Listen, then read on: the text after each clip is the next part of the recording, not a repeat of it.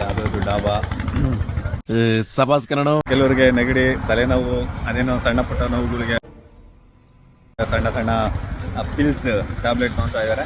ನಾನು ಹೇಳಿದೆ tablets ಹಾಕೊಂತೀರ, tonic ತಗೊಳ್ಳಿರುತ್ತೆ ಹೇಳಲಿಲ್ಲ. ನನ್ನ ಮಾತು ಚೆಕಿಂಗ್ ಮಾಡ್ತಾರೆ ಅಂತ ಬಂದ್ರು, ಇಲ್ಲೇನು ಚೆಕಿಂಗ್ ಇಲ್ಲ, ಬರೀ ಇಂಥದೆಯಾ. ಹೆಂಗಿದೆ ಮತ್ತೆ ಮಕ್ಕ ಹೇಳ್ತೀನಿ ಇಟ್ಕೊಂಡು ನಮ್ಮ ಕ್ಲಾಸ್ಮೇಟ್ ತಿನ್ನ ಅಂತೇಳಿ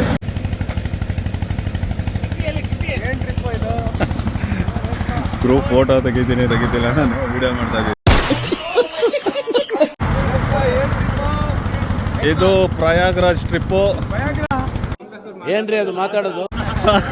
ನೋಡಿ ರಾತ್ರಿ ಹೇಳಿದ್ರಲ್ಲ ಯಾರೊಬ್ರು ವಯಾಗ್ರ ಅಂತ ಹೇಳಿದ್ರು. ಪ್ರಯಾಗ್ರಾಜ್ನ ಯಾರು ಗೊತ್ತಾ? ಲಾಸ್ಟ್ ಅಲ್ಲಿ ಇದಾರೆ ನೋಡಿ, ಅವರೇ.